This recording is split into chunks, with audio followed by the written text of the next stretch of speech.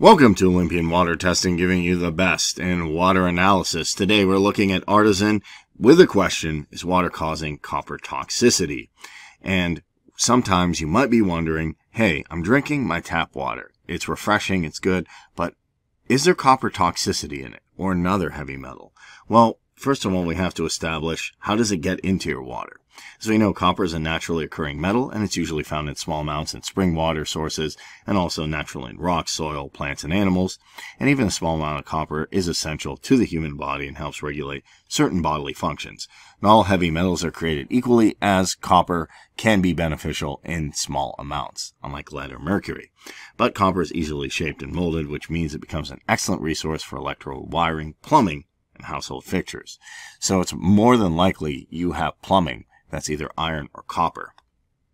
And furthermore, copper is added to some agricultural fertilizers and manufacturing operations which contain underground water sources used by households and municipal authorities, and the copper runoff can even find its way into streams and rivers containing fish and other food sources.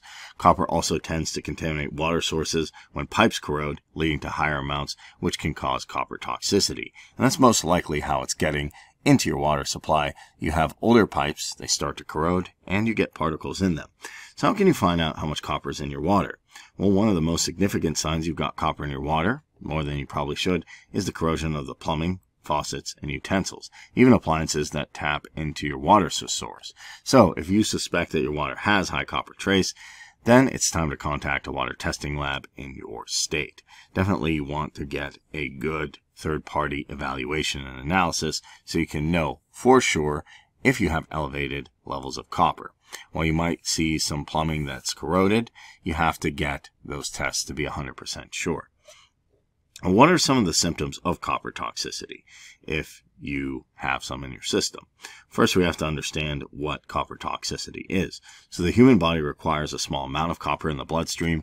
Normal levels are anywhere between 70 and 140 micrograms per deciliter. And copper helps develop tissues in your bones, joints, and ligaments, and you can generally get all that you need from foods that you eat. However, if you eat more copper than your body needs, it can be dangerous and lead to copper toxicity. Now, some of the symptoms to be aware of are fever, headaches, passing out, vomiting, nausea, blood in your vomit, black stools, abdominal cramps, and yellow skin around the eyes.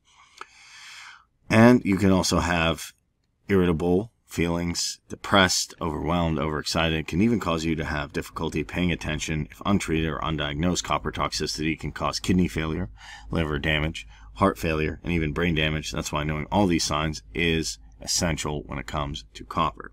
Now, there's definitely ways to remove it. Removing excess copper can be done with bottled water or other issues. You can do that as a temporary measure, but the best thing to do to know if your water has toxicity, specifically copper toxicity, is to have it tested by a trusted third party to make sure that your water doesn't have elevated levels of copper.